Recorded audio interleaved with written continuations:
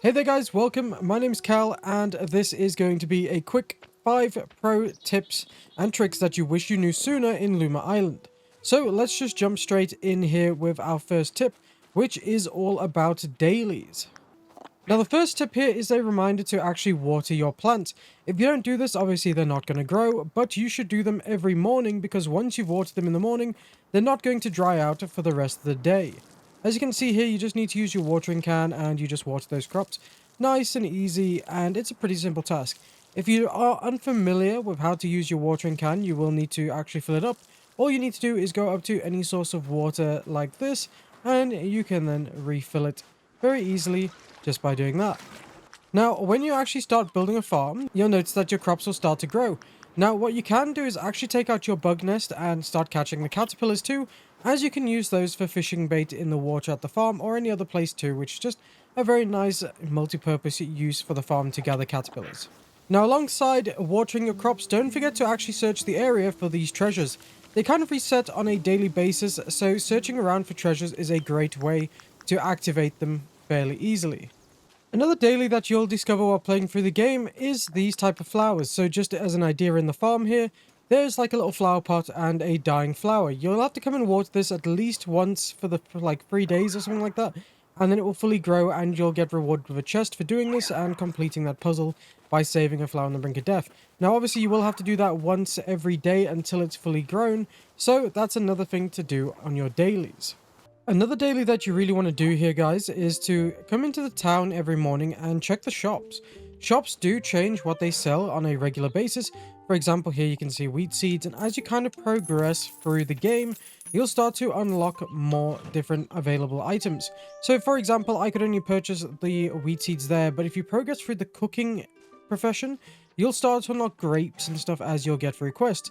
Here you can see in my stonemason shop, I can buy iron ore and copper ore, but you won't be able to buy most of these when you first start the game. For example, forest stone, farm stone. This is kind of like a more rarer material because you have to go out and adventure in the forest, so you need to unlock that. So as you progress through the game, definitely come through and check the stores because they do stock different items on a daily basis as you progress. Now, while on the topic of checking shops, you can see here that we've got to Mr. Truffle's Extravaganza shop too. This will sometimes change, and you can see here that today he's selling wheat everseeds. Now, wheat everseeds are especially amazing because basically you can plant these wheat seeds down, and when you pick up the wheat to use, it will already replant the seeds in the ground for you. So wheat everseeds are amazing. Definitely come and check out this shop here on the farm and in the forest and any other area on a daily basis to make sure you can pick up some everseeds when you find them. Now, as you progress through the game, you're going to get access to these creatures called Lumas. They're kind of like pets, but they are very special and come with mysterious powers. You'll have to hatch them from mysterious eggs, which you'll find, and we'll talk about it a little bit later in this video. But once you hatch them, like I say, you'll get them as little pets. So once every day, you can come up to them and pet them, and you'll get these Luma energy orbs. Now, these are very, very worthwhile doing daily, because you're going to be basically limited to how many orbs you can get per day based on how many Lumas you own. So you'll get one for petting the Luma, and you'll get another for feeding it. And all you have to do is throw the food out like this. Then the Luma will run over and eat it. That will then drop another Luma orb unless it has already eaten. Now, when you're doing this, you can actually swap out to all the different Lumas you own. So example, now we have the crab out. We can then pet the crab and get ourselves another bit of food. Now, if we throw the food again, you'll see here that the Luma will go over to it, eat it, and there we go. So you can actually get 2 Luma energy per Luma that you own. And obviously, as you progress through the game, you're going to get access to a lot more of these little nice critters. Now, one thing you'll be able to do on a daily basis as well is find the Mushroom Man. If you come to his store, you'll see that he sells all sorts of items. So, while we're on about the topic of Lumas, you'll see the Luma Power Food.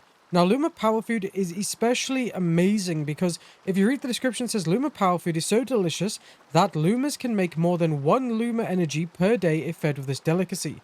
So you get 1 Luma energy for petting, you get 1 for feeding, and then you can get another Luma energy for using Luma Power Food, meaning you can get up to 3 Luma energy a day per Luma using the Luma Power Food, which is absolutely mind-blowing.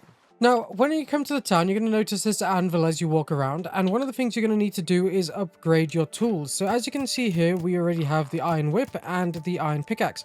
But at the start of the game, you're going to only start with copper tools.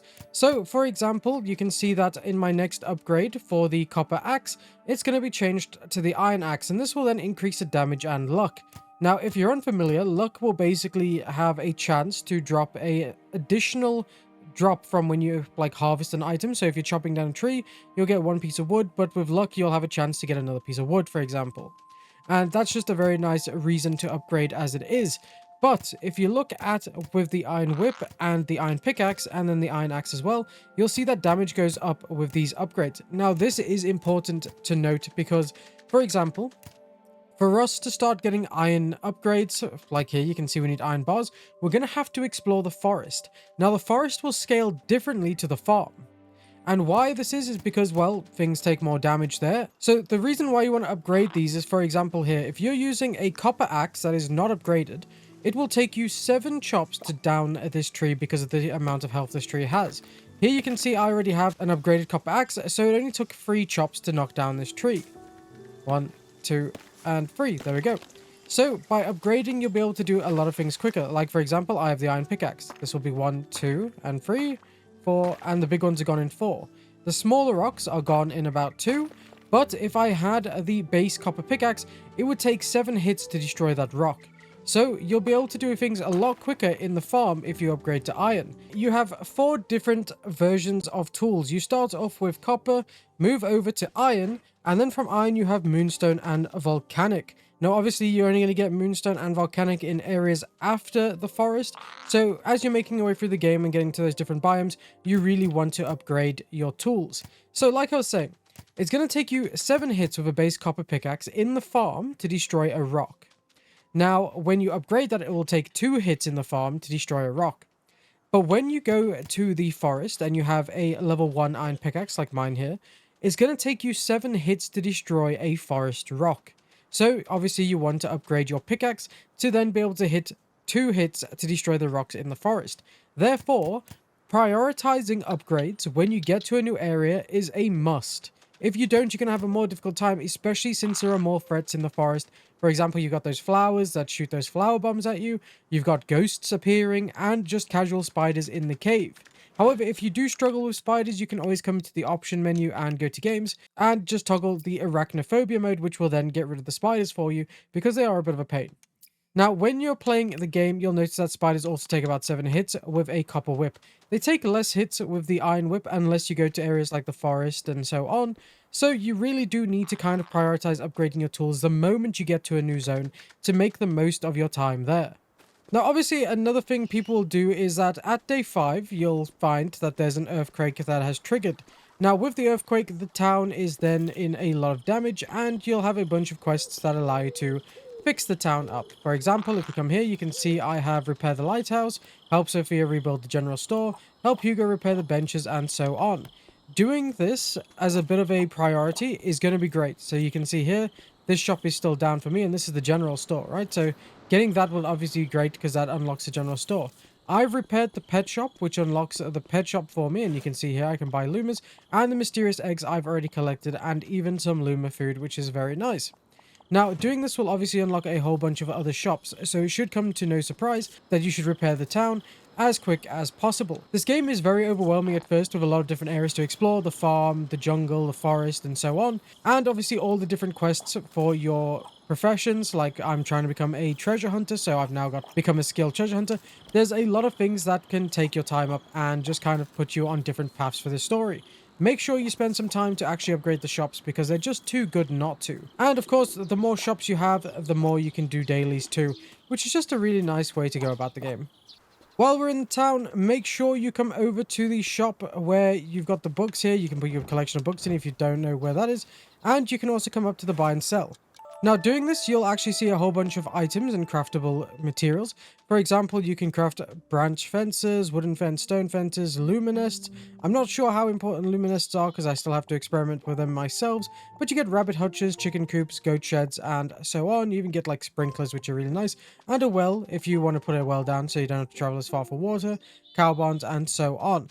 Now, getting some of these items is pretty much a must do early on. For example, you won't actually have access to craft a chest unless you buy it from the drawing shop. So make sure as an early game priority you come along and purchase the chest icons, because then you can put down chests. I love to prioritize my loot or sort my loot in terms of things I find at the farm, things I find from treasure hunting, things for fishing, things for the forest and the other two biomes. As you start to unlock them, you'll see, and even things that are worth selling. For example, here we have bat hides and bat tooth. Now you can go up to any shop and just sell these golden items just by going down to your items and selling them. Obviously everything else we want to keep for now, so that's fine. But yes, prioritize getting some of these, especially if you want to have like a little Luma farm. So if you put these down, you don't have to carry them around and swap out, because you can obviously just go up to your Lumas that are in the farm, which is very nice. Now for the last tip, you need to kind of explore and solve puzzles for a bunch of mysterious eggs. There's a different variety of ways you can actually get Luma eggs, right? The mysterious eggs. Now, overall, I believe there's like 15 of these Lumas. The eggs you get from the chests will be in a completely different order for unlocks from what I've got. So I got the crab first or the penguin first, whichever one it was. And you might get a completely different one at your first mysterious egg. There's no exact pattern to which eggs you get. They're just going to be randomized. So in every zone, you'll have the ruins, which you can see for the farm is just north of your caravan over there. You'll find one egg in the farm, in the ruin over there. You will then find that the forest, mountain, and jungle area have 3 ruins each, which is a total of 3 mysterious eggs from those. In the jungle, if you reach the top of a certain area, I don't want to like spoil too much for you guys, you'll find another mysterious egg there, which is then your 11th egg. And in each zone, there are mysterious doors that you need to open up using these lovely offering crystals, which you can see here in the farm and town. You'll find tepid offering crystals, but in the forest you'll find forest offering crystals.